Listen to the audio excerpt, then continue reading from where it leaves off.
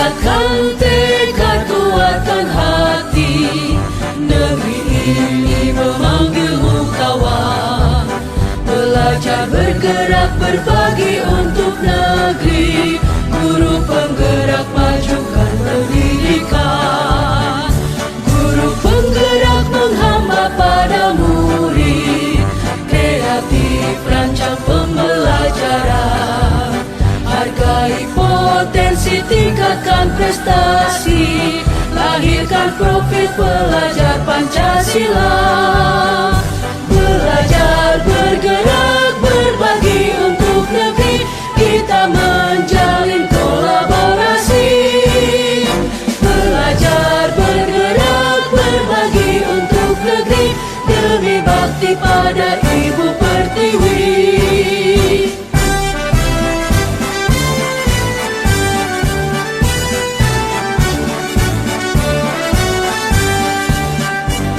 Bulatkan tekad kuatkan hati, negeri ini memanggilmu kawan.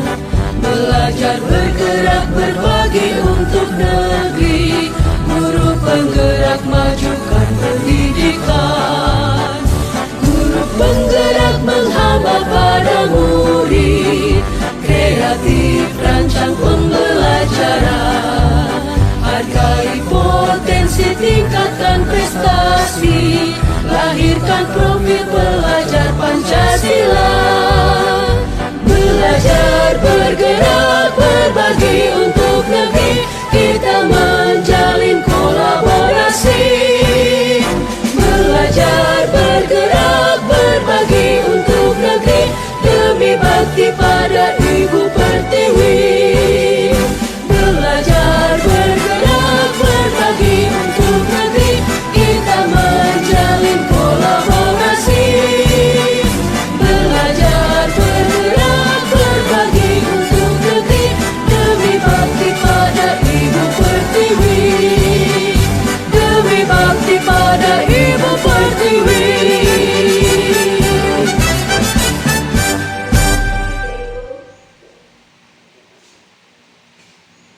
Penerapannya, satu itu perubahan paradigma baru, yang kedua disiplin positif, yang ketiga kebutuhan dasar manusia, yang keempat motivasi perilaku manusia, kelima segitiga restitusi, yang keenam posisi kontrol manusia, dan yang ketujuh keyakinan kelas. Pembelajaran dengan paradigma baru.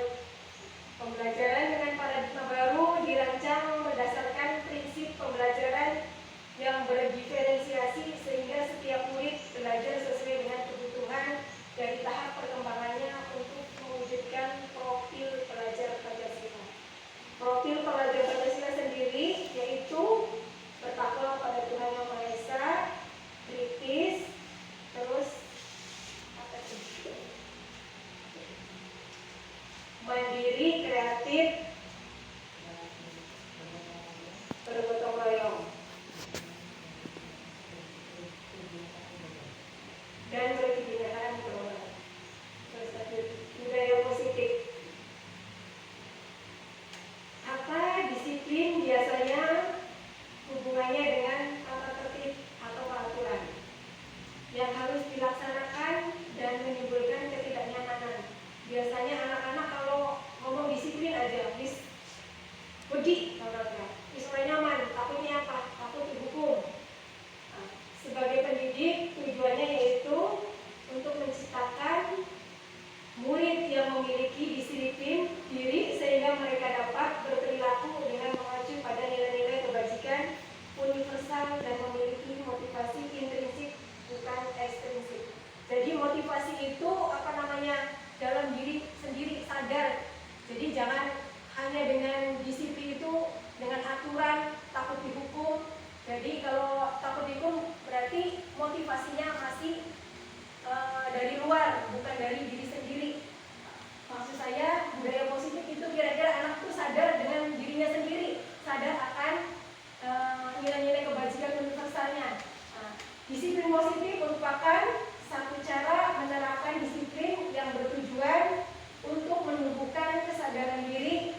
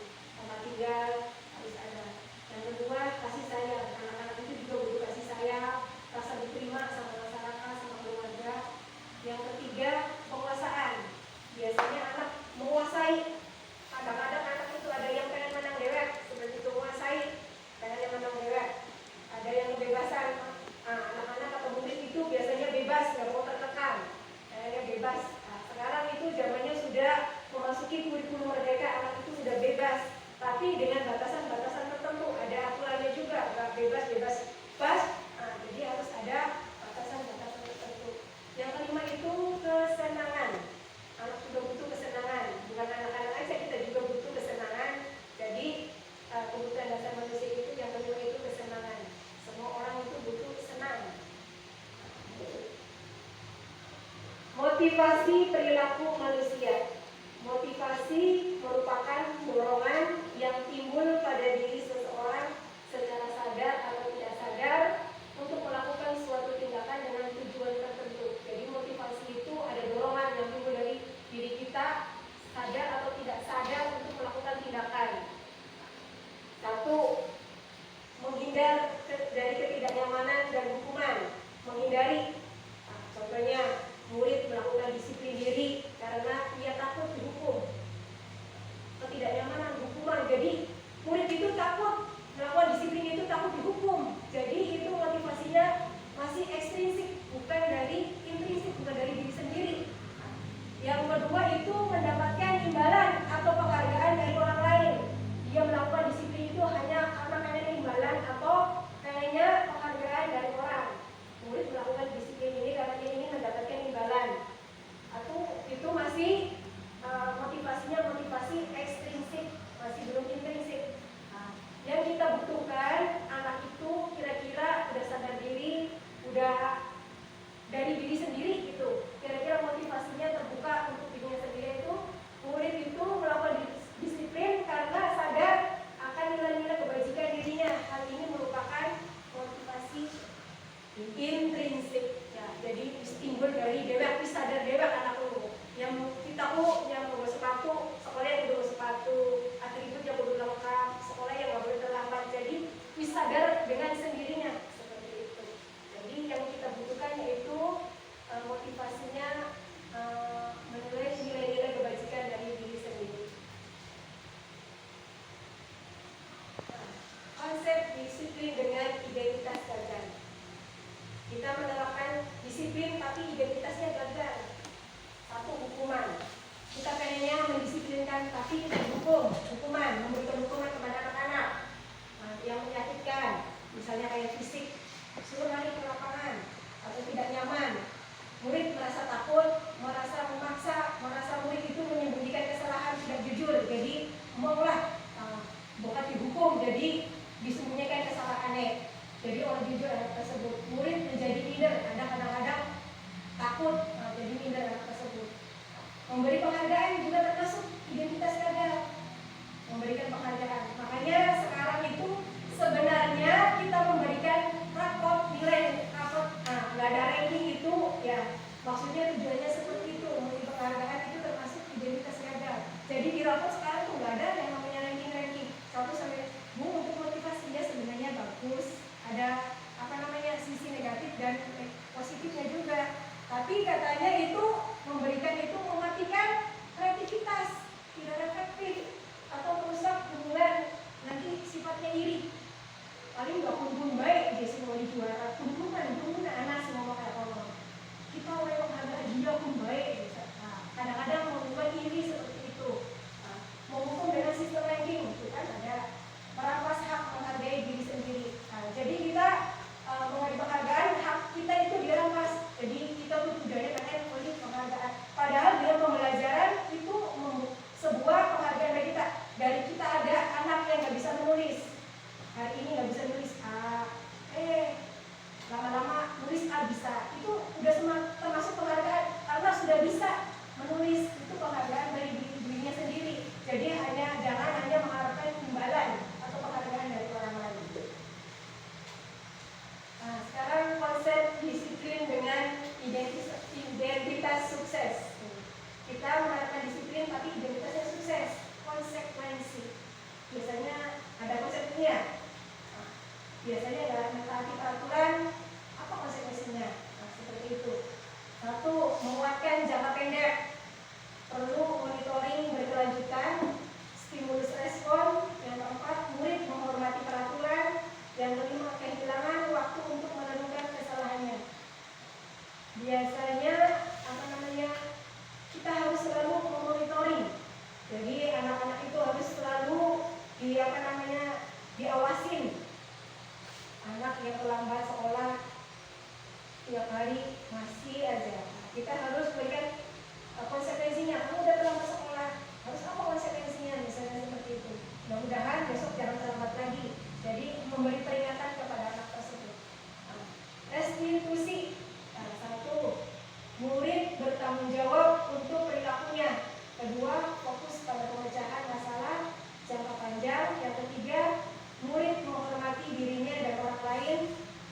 mengontrol diri untuk memegang kontrol, dan 5. Bersemangat memperbaiki kesalahannya.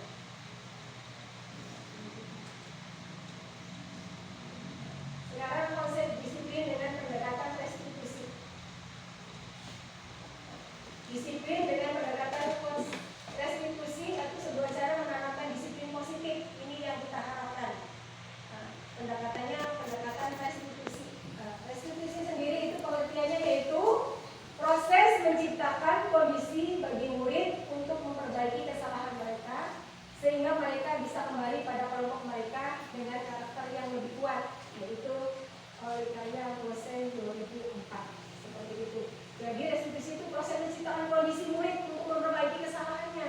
Jadi jangan sampai kesalahan diulang lagi.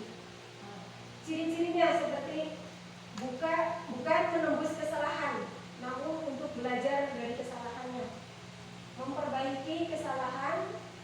Ketiga, tawaran, bukan paksaan.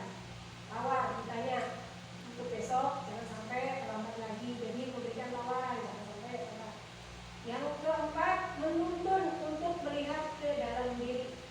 Kelima, mencari kebutuhan dasar yang mendasari tindakan. Kelima, fokus pada karakter, bukan tindakan. Yang keenam, menguatkan dan fokus pada solusi. Intinya kita itu memberikan solusi jalan keluar yang terbaik untuk kesalahan anak tersebut. Nah, perbedaannya sekarang antara perbedaan hukuman, konsekuensi, dan restitusi. Contoh kasusnya seperti ini. Murid sering terlambat berangkat ke sekolah. Gurunya menghukum murid tersebut dengan berlari keliling halaman sekolah. Telat katanya. Kamu sangat cepetan, lari halaman. Itu hukuman. Guru marah dan murid menjadi takut seperti itu. Itu sistem hukuman. Nah, kalau konsekuensi, guru memberikan konsekuensi untuk diberikan peringatan. Lain kali, kamu jangan terlambat lagi. Mudah-mudahan kedepannya bisa diperbaiki. Guru tegas dan murid menghormati peraturan. Yang restitusinya, guru menanyakan keyakinan kelas. Keyakinan kelas seperti apa? Ya, jadi keyakinan kelasnya yang sudah dibuat ditanyakan lagi supaya anak tersebut bisa lebih disiplin lagi. Guru terbuka dan murid menghormati dirinya dan orang lain. Itu yang kita harapkan, yaitu restitusi.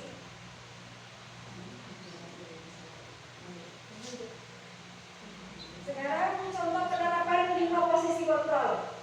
Kasusnya, contohnya murid tidak mengerjakan PR. Kita itu ada di mana? Ada pembuku, ada pembuat rasa bersalah, kita atau di teman, pemantau atau manajer. Posisi yang mana yang kita harapkan? Kalau kita sebagai penghukum, contohnya patuhi kewajibanmu, berdiri di depan kelas, di depan papan tulis. Anak itu udah terlambat, suruh berdiri. Itu sebagai penghukum. Kalau kita membuat rasa bersalah terhadap anak tersebut, berapa kali harus mengingatkan, ibu kesal kepada kamu. Jadi anak itu merasa bersalah atas kesalahannya. Jadi kita itu di posisi yang mana? Kita